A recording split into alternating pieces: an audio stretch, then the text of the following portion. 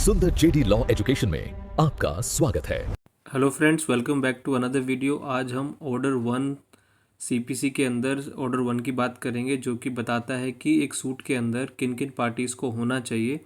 कभी कभी क्या होता है कि जब हम सूट ड्राफ्ट करते हैं तो कुछ पार्टीज़ को अननेसेसरीली उनको पार्टी बना लेते हैं, कुछ को हम छोड़ देते हैं।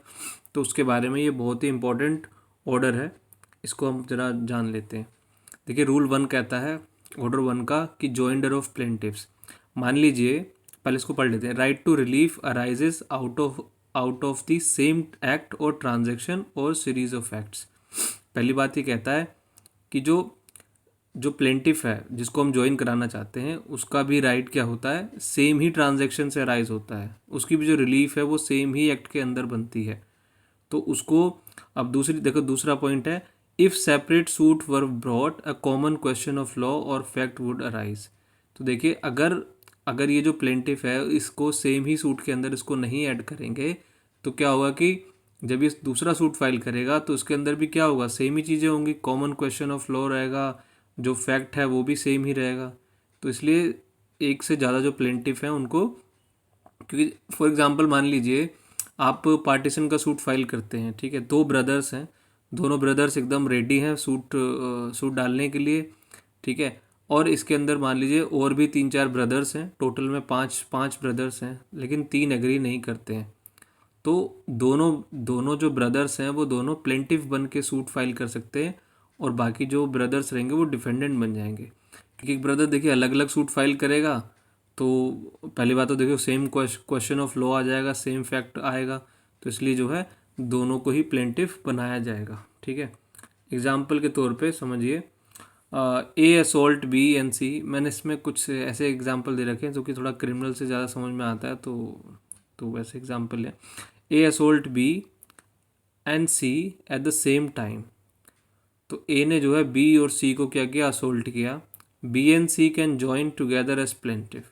तो बी और सी क्या कर सकते हैं, दोनों एक साथ ही प्लेंटिफ बन सकते हैं, और डिफेंडेंट कौन बनेगा, ए बनेगा, ठीक है। In a single suit against A for damages. तो वो डैमेजेस के लिए वो सूट फाइल करेंगे। तो अब ऐसा अगर देखिए, बी एक जो है सेपरेट सूट फाइल करेगा ए के अगेंस्ट में डैमेजेस के लिए, और सी फिर अलग से करेगा, तो दोनों के अंदर क्या चीज़ होगी कि डिस्प्यूट तो सेम ही था, असोल्ट किया था, फैक्ट भी सेम ही था, क्वेश्चन ऑफ लॉ जो है डैमेजेस मांग रहे हैं वो भी सेम ही था, समझ रहे हैं। तो इसमें क्या होगा क्योंकि इसके अंदर क्वेश्चन ऑफ फैक्ट जो है सब दोनों सारी चीज़ें कॉमन है, तो इसलिए जो है दोनों के दोनों प्लेंटिफ बन जाएंगे। अब देखिए, सेपरेट ट्रायल्स। रूल 2 कहता है the court has the discretion to order separate trials. देखिए, बेसिकली इसका मतलब ये है कि मान लीजिए जैसे कि जो है एक प्लेंटिफ ने सूट फाइल किया, ठीक है। अब दूसरा जो है प्लेंटिफ उसमें ऐड हो जाता है, या मान लीजिए डिफेंडेंट, कभी कभी डिफेंडेंट भी ऐड हो जाता है, वो आगे हम पढ़ेंगे, अभी तो प्लेंटिफ की बात है। तो प्लेंटिफ अगर ऐड हो जाता है तो उसके अंदर क्या होगा कि मान लीजिए उसका जो डिस्प्यूट है, उसका जो नेचर है वो काफ़ी मिलता जुलता तो है, लेकिन क्या है कि वो काफ़ी हद तक जो है उससे डिफरेंट भी है, ठीक है। तो उससे क्या होगा कि जो है जो जो एक सूट की ट्रायल चल रही है वो काफ़ी डिले हो सकती है, लेट हो सकती है। तो ऐसे केसेस के अंदर क्या होता है, कोर्ट कह सकता है कि भाई इसकी जो है ट्रायल आप अलग चलाइए, दूसरे वाले केस की जो है ट्रायल आप क्या करेंगे, अलग चलाएंगे। तो जिससे क्या होगा कि एक तो डिले से बच जाएंगे। तो दूसरा पॉइंट यही कहता है, this power is used if the joinder of plaintiff में एम्बेरस और डिले द ट्रायल। तो क्यों करेगा कोर्ट सेपरेट ट्रायल की बात, क्योंकि अगर इसको प्लेंटिफ को ज्वाइन कराएंगे सूट के अंदर तो उससे क्या होगा कि सूट क्या हो जाएगा, एम्बेरस हो जाएगा और वो डिले हो जाएगा, जिसकी वजह से द कोर्ट में आस्क प्लेंटिफ टू इलेक्ट और ऑर्डर सेपरेट ट्रायल्स। तो कोर्ट कह सकता है प्लेंटिफ को कि भाई आप देख चूज़ कर लीजिए, ठीक है, और आप जो है सेकंड ट्रायल जो मतलब दूसरी ट्रायल, इसका जो भी आपका इशू है उसको आप सेपरेट ट्रायल में रेज कर लीजिए। एग्जाम्पल के तौर पे, if 50 plaintiff join a suit against a factory for different types of injuries, some noise, some smoke, some water pollution, and it becomes too chaotic to try them together, the court may order separate trials to avoid confusion and delay। तो example में आप देखिए, 50 plaintiff हैं, ठीक है, उन्होंने जो है फैक्ट्री के अगेंस्ट में सूट फाइल किया, लेकिन सबका जो है, सबकी जो इंजरी जो हुई है उन्हें, जो उनका जो जो जिसके लिए डैमेजेस मांग रहे हैं, किसी का मान लीजिए नॉइज़ पोल्यूशन से है, किसी का स्मोक से रिलेटेड है, किसी का वाटर पोल्यूशन से है, तो ये क्या हो जाएगा, ये काफ़ी जो है केओस क्रिएट कर देगा केस के अंदर, और कोर्ट को बहुत डिफ़िकल्टी का सामना करना पड़ेगा। तो इस तरह और कई तरह की कन्फ्यूज़न में रहेगी, क्योंकि इसमें अलग अलग चीज़ें भी हैं और ये काफ़ी डिले भी हो जाएगा।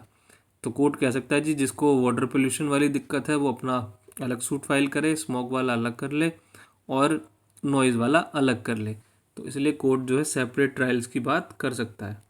अब देखिए सेम ऐसा ही है जॉइंडर ऑफ डिफेंडेंट्स, जैसे हमने जॉइंडर ऑफ प्लेंटिफ पढ़ा था फर्स्ट रूल में, थर्ड रूल यही कहता है, right to relief exist against them arising from the same act और transaction.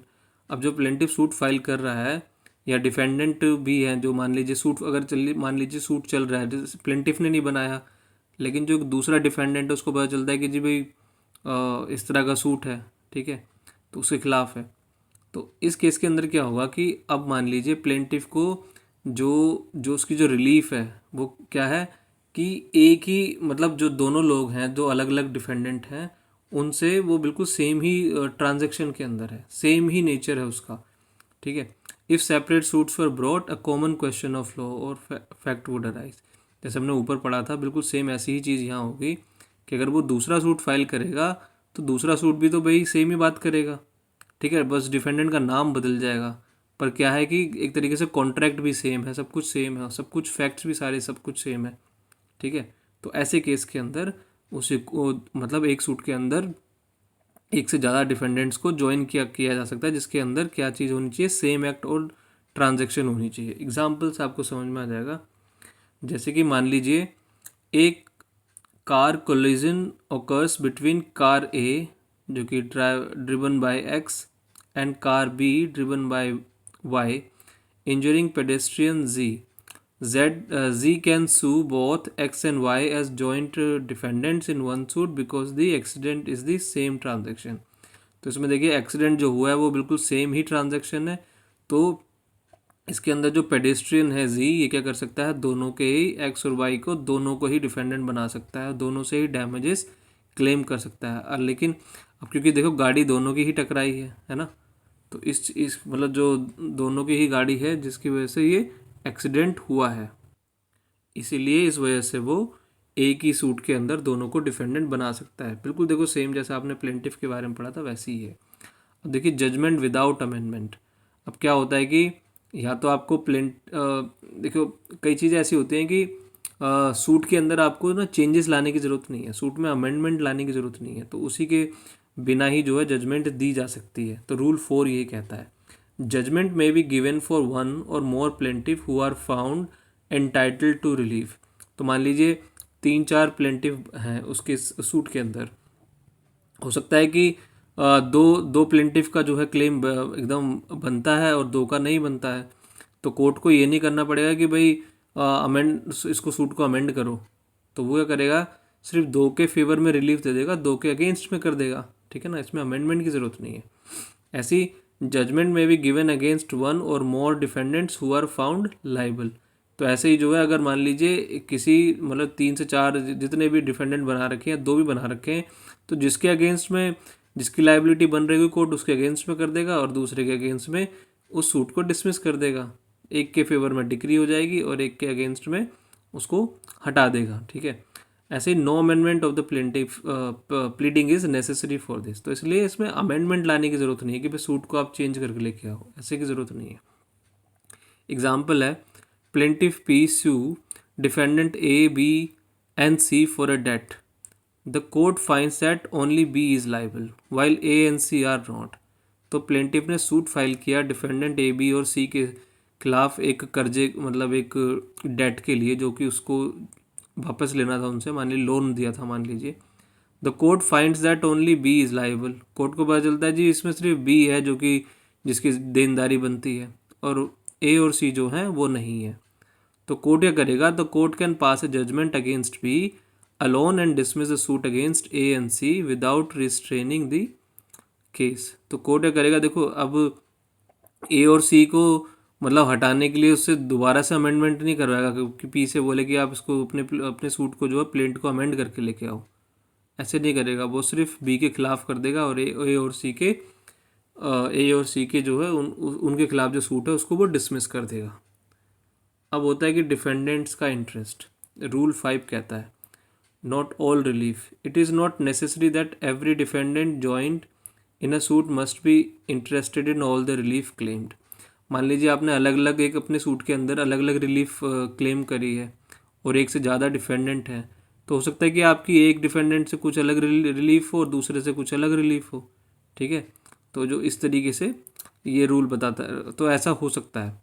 In a suit example, in a suit for possession of a house and for rent arrears against a main tenant and sub tenant, the subtenant may only be interested in the possession part, not the rent arrears. They can still be joined. अब देखिए दो tenant, एक जो tenant है और एक सब tenant है, इनके खिलाफ जो है सूट फाइल किया गया है पोजेशन का और साथ में जो हाउस का रेंट है उसका जो एरियर्स है, जो बचा हुआ रेंट है जो पे नहीं किया उसके अगेंस्ट में। अब देखिए रेंट किससे रिकवर किया जाएगा। अब ये जो टेनेंट है इसने क्या किया है, इसने किसी और के पास किसी और को किराए पे दे दिया घर। तो जो लैंडलॉर्ड है उसने सूट फाइल किया टेनेंट के खिलाफ, तो टेनेंट से जो क्या करेगा कि भाई जितना उसका रेंट बनता है वो मांगेगा और साथ साथ में क्या है जो पोजीशन है।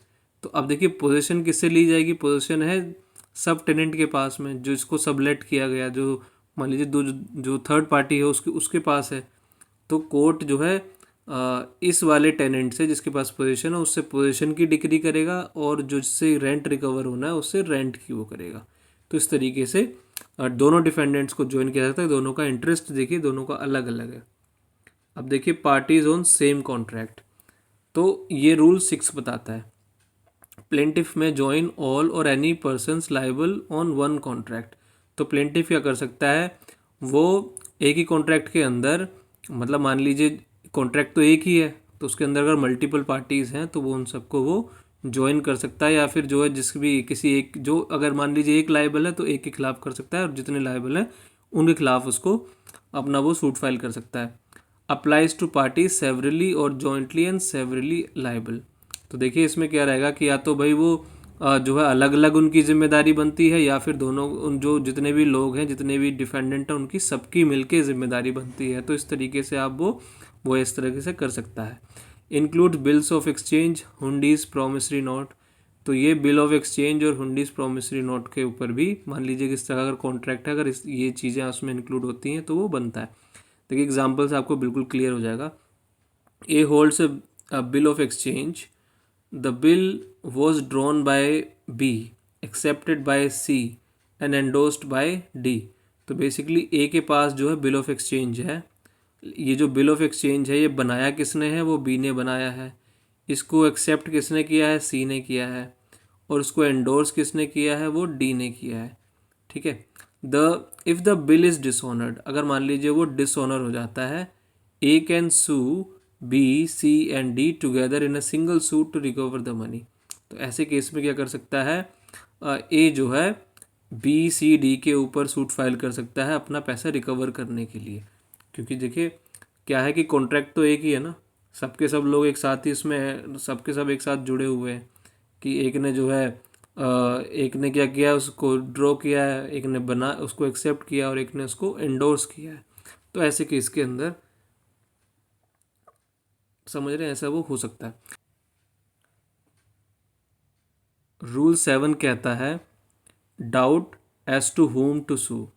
रूल 7 बताता है कि भाई अब मान लीजिए डाउट में है प्लेंटिव कि भाई किसके ऊपर सूट को फाइल करे, किसको किसको सू करे। मान लीजिए उसको कन्फ्यूज़न है कि भाई लाइबिलिटी किसकी बनती है, कौन से डिफेंडेंट की बनती है, तो उसको कन्फ्यूज़न है।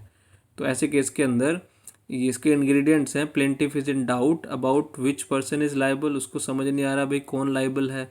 दूसरा, दे में ज्वाइन 2 और मोर डिफेंडेंट्स। तो ऐसे केस में क्या कर सकता है प्लेंटिफ, एक मतलब 2 या 2 से ज़्यादा डिफेंडेंट्स को पार्टी बना सकता है, जिससे क्योंकि उसको नहीं पता कि कौन एक्चुअली में लाइबल है। रीज़न क्या होगा, to determine who is liable and to what extent. तो उससे ये पता करने के लिए भाई कौन लाइबल है और कितना कितना तक उसकी जिम्मेदारी बनती है, ठीक है। तो ये इसका मैं एग्जांपल देता हूँ। मैंने नीचे भी एग्जांपल लिखा है, वो थोड़ा सा कॉम्प्लिकेटेड है, तो मैं थोड़ा सा इजी एग्जांपल देता हूँ। देखिए, मान लीजिए आपने जो है आपने जो है किसी आपने जो है गुड्स कहीं पे जो है अपना आप सामान भेजा आपने कहीं पे। आप मान लीजिए आप सामान बेचते हैं, तो उसको उस सामान को आपने मान लीजिए दूसरी कंट्री में आप उसको भेज रहे हैं, ठीक है। अब जो खरीदार है वो मान लीजिए जर्मनी का बंदा है, ठीक है। तो वहाँ पे आपने सामान भेजा। अब आपका काफ़ी कीमती सामान है। उस सामान को आपने क्या किया, आपने उस सामान को एक तो उसका इंश्योरेंस करा लिया, ठीक है। दूसरी चीज़ क्या है कि एक तो जब वो उसका इंश्योरेंस करा लिया, मान लीजिए क्योंकि एक्सपेंसिव चीज़ है, अगर कुछ खो गया तो इतनी बड़ी जिम्मेदारी कौन लेगा।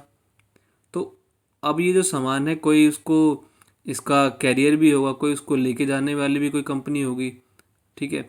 तो ऐसे केस के अंदर अब क्या होगा कि मान लीजिए अब ये सामान खो गया, तो अब आपको समझ में नहीं आ रहा कि भाई ये जो इंश्योरेंस कंपनी है, क्योंकि इसने तो इंश्योरेंस दिया है कि भाई अगर चोरी हो गया, गायब हो गया, कुछ भी हो गया तो हम पे करेंगे।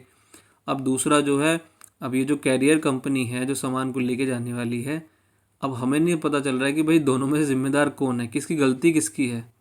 तो ऐसे केस के अंदर क्या करेंगे, हम इंश्योरेंस कंपनी को भी पार्टी बना लेंगे और इसको डिफेंडेंट को भी पार्टी बना लेंगे। देखिए वाला एग्जाम्पल थोड़ा सा मुश्किल सा है, तो आपको थोड़ा सा समझ में ना आए, तो इसलिए मैं इसको स्किप करके मैं आगे चलता हूँ। अब है, देखिए रूल 8 कहता है रिप्रेजेंटेटिव सूट।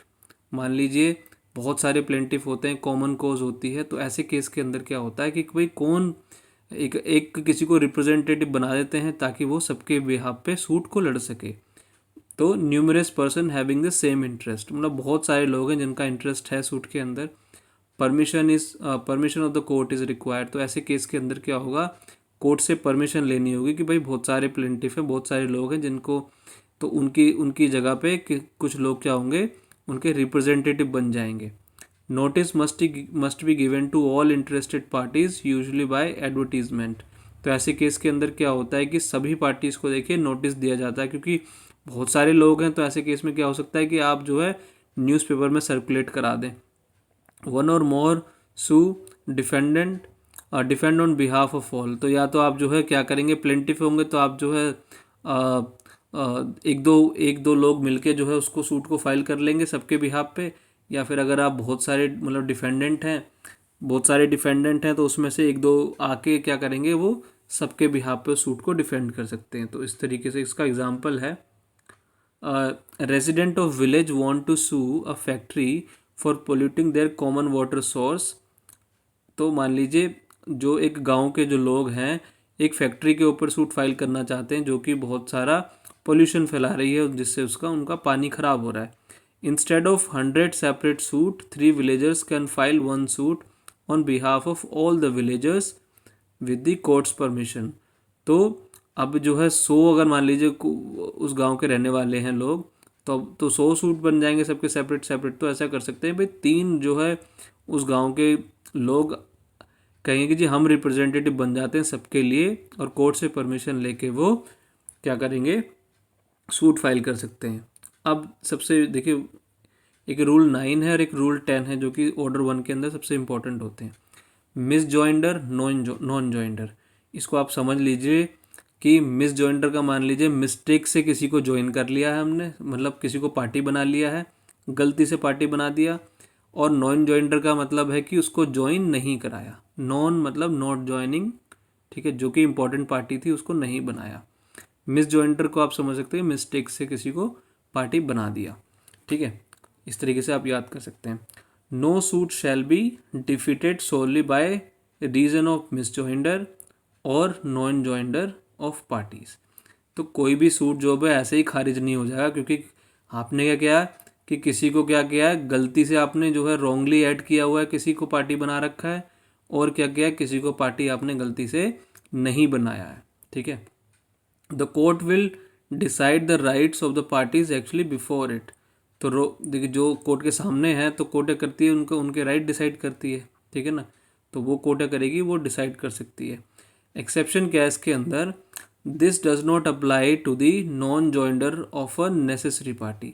लेकिन देखिए ऐसे केस के अंदर अगर मान लीजिए कोई जो सबसे जो मेन पार्टी है जिससे ही सारा सब कुछ लेना देना है, तो अगर उसको ही पार्टी नहीं बनाया तो फिर किस बात का सूट है। तो इसलिए ये इसमें एक्सेप्शन है कि भाई नेसेसरी पार्टी का तो होना ज़रूरी ही ज़रूरी है। ठीक है, कोई इर्रेगुलर पार्टीज चल जाती हैं। ठीक है, एग्जाम्पल के तौर पे ए सू बी एंड सी। ठीक है ना, ए ने बी और सी के खिलाफ सूट फाइल किया। C is not actually liable and was wrongly added.